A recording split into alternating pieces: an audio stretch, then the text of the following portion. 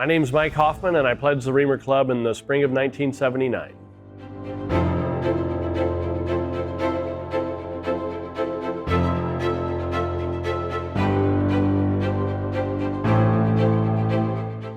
I graduated in atmospheric sciences in 1981 and got here in 1977.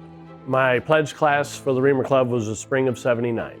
I was from just down the road in Delphi, Indiana, graduated from Delphi and then came right to Purdue. My wife and I went several places. First was State College, Pennsylvania for my first job, and then Indianapolis, Indiana. Elkhart was a stop, Saginaw, Michigan, and finally South Bend, Indiana for the last 27 years of my career. My wife and I actually decided to retire right here to West Lafayette, and we love it. So in the 1970s, I think we had a little trouble getting people, and so it was kind of a recruitment process. And so our meetings were probably, each pledge class had like 15, 16 people. I'm not sure what they are now. So our meetings would have 40, 50 people. And so we tried to follow the Robert's Rules of Order, but it was pretty laid back in that respect. So they were fun. Yeah, I don't remember a name for it per se, so initiation would be it. I had no clue anything was coming. I was not one who had any pre-knowledge of it, so it was a shock, first of all, to be awakened in the middle of the night with hard pounding on the door, and you have a couple of minutes to get ready and you're out the door. I remember being blindfolded a lot. We were out in the field. I think that's changed. But nothing dangerous, but it was interesting. But I wanted it. I wanted to be part of something big at Purdue. I guess from a personal standpoint, my proudest moment was being elected the president of the club for a year. So that was kind of cool. And one of the things was having to give the awards, present the awards in front of large groups of Purdue alums, Purdue students, for athletic scholarship awards, and so that was pretty cool. But as far as the club was concerned, the Big Ten had just changed, and Purdue had only been to one bowl game in the history before I was at Purdue, and that was the Rose Bowl of 1969. And so we started going to bowl games because more than one team could now go to a bowl game through the Big Ten. So getting the BMS to 3 different bowl games during my 4 years was a challenge, and it was important. And so we were able to do that. So when I was here, we had the BMS 3. It was, first of all, the Boilermaker Special is always awesome, but this one was kind of getting near the end of its lifespan. And so I remember going to a parade during a 90-degree day in Fort Wayne, Indiana, and in order to keep it from overheating and coming to a stop, we had the whole front end opened up so the people could see the engine, and they thought it was kind of cool anyway. But that, you do things like that to keep things running, keep things working. But we thought the BMS 3 was awesome, and then I saw the 5, and now I see the 7, and those are just incredible. The president before me kicked off something, and that was to get the Boilermaker Extra Special. So the first Extra Special actually came while I was here. And so that was really cool. Back then, we would actually drive it onto the basketball court at one end and then have to back up. They didn't want us driving around or anything, leaving marks on the floor. But we could actually do that with the special, and of course the football games. But taking a small Boilermaker Special around like that became really cool. I mean, it's something you can take to places the big one can't go.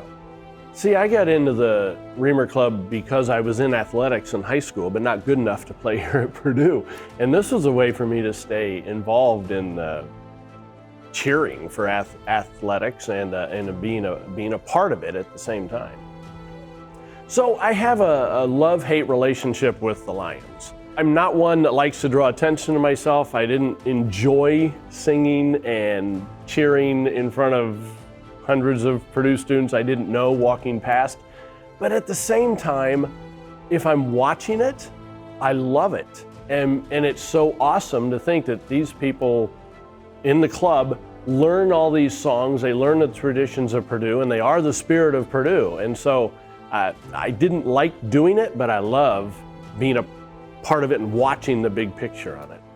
So I think the club really helped with my confidence. Coming out of high school, I had been an athlete in high school, and everybody thinks athletes have all this confidence and everything. Not necessarily. I was not a good public speaker. I didn't enjoy that. And being in the club, becoming the president, I had to start doing some of that. And I had to get through my nervousness and get past that. And I ended up doing television weather for 37 years. So I had to have some of that confidence, and I think the club really helped me with that. A couple of things driving the Boilermaker Special. One of the memories I have is, of course, taking it to Notre Dame. Notre Dame didn't let you drive it around beforehand. You had to go and park it in a certain spot. And so the people that went with the train, we each took a quarter where we had to be out with the special while the game was going on. I didn't like that quarter. I love watching football. And so I love being involved and into the game, but it was still important to keep the special safe. And so going to Notre Dame, which it was even a bigger deal, I think, back in the 1970s. Notre Dame was kind of known as college football, I mean, more so than anybody else. And so taking the Boilermaker Special there was pretty cool. The other thing was driving the special through the west side of Chicago. And this I always tell people was one of the dumber things I did in my life, and that is going through I-94. There's a lot of bridges, which becomes like a long tunnel, and I laid on the horn in there. And I always think like, wow, that could have ended badly. but it's still a memory that I really have that it didn't end badly, and it was really awesome to be able to drive a big locomotive down the interstate west side of Chicago going to the Wisconsin game. I don't know if you still have to do it, but like on the day of Lions, we always had to wear our little hats around with the buttons, and I didn't enjoy doing that, but when I think back on it, it's like, yeah, but you have to do things like that. You have to do a little bit. Back then, we actually made our own buttons too. We had a button machine that, and I designed several of them. I should have brought my hat with me today, but I designed several of them that we then sold for like a quarter, I think, was all we were selling them for back then. But that was pretty cool too, to be a part of making pins that people would actually wear. But back then, I drew them. so they weren't professional looking. But then again, if you look back at Purdue Pete when I was here, he wasn't professional looking either. He was a paper mache head with, paper mache marks on his face and everything. So yeah, we didn't do things quite the same as they do now, but we still thought it was awesome. Since I was on television as a meteorologist, I talked to school kids a lot, elementary, middle school, high school.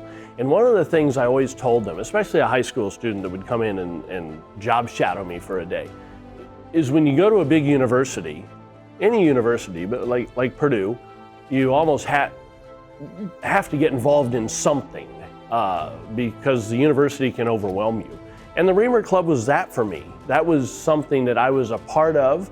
I got to meet a lot of the president of the university, a lot of different people like that because I was in the Reamer Club. And so it was a very important part. And I mean, my memories, they're fading over the years, but my memories of the Reamer Club that was the coolest part of being here at Purdue.